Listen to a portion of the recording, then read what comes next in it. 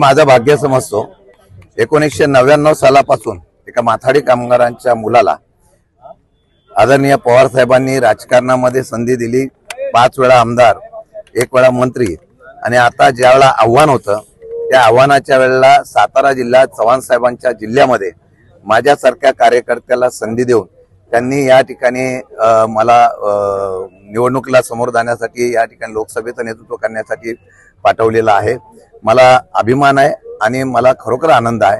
शेवटी आत्ताच्या संघर्षाच्या काळामध्ये ज्या वेळेला पक्षाचा नेता माझा लढतोय, नव्हे तर महाविकास आघाडी लढते, त्यामध्ये शरद पवार साहेब असतील, उद्धव बाळासाहेब ठाकरे असतील, त्याचबरोबर राहुलजी गांधी असतील, महाराष्ट्राच्या आणि देशाच्या असलेल्या या लोकशाहीच्या लढाईमध्ये माझ्यासारख्यावर टाकलेला विश्वास एक सार्थ करण्याचा प्रयत्न या सर्वांच्या ताकदीवर निश्चितपणाने मी करणार आहे। मी निवडणूक कोणत्या राजांच्या विरुद्ध लढतोय असं नाही। मागे आपण बघितलं असेल, एक उदयनराजे ज्यावेळेला निवडणुकीला लोकसभेला उभे राहिले त्यावेळेला राष्ट्रवादीच्या घड्याळ चिन्हावर राहिले म्हणून निवडून आले होते, असा चित्र आहे।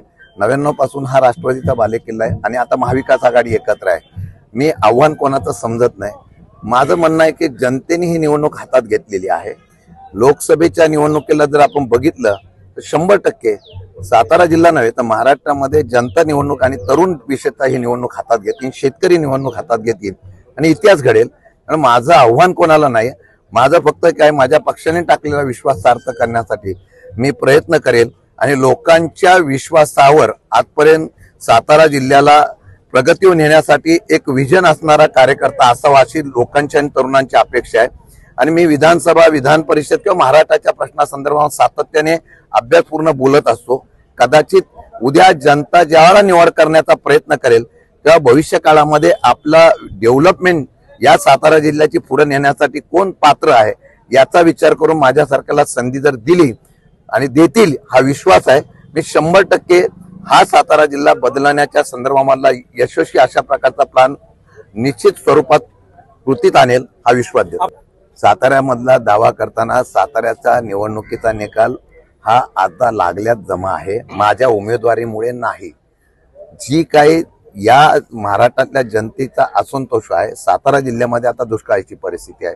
आजपर्यंत दुष्काळ हातोट राहणारा या सरकारच्या प्रशासनाचा जो यंत्रणा कामाला आले पाहिजे ती आली नव्हती। अनेक प्रश्न या सातारा जिल्ह्यामध्ये आहेत। बेरोजगारीचा प्रश्न आहे, डेव्हलपमेंटचा प्रश्न आहे, पर्यटनाच्या बाबतीमधला प्रश्न आहे, किंवा IT हब किंवा औद्योगिक क्षेत्र वाढलं पाहिजे। सातारा सिटीमध्ये शिक्षणाला फार मोठ्या प्रमाणात वाव मिळाला पाहिजे।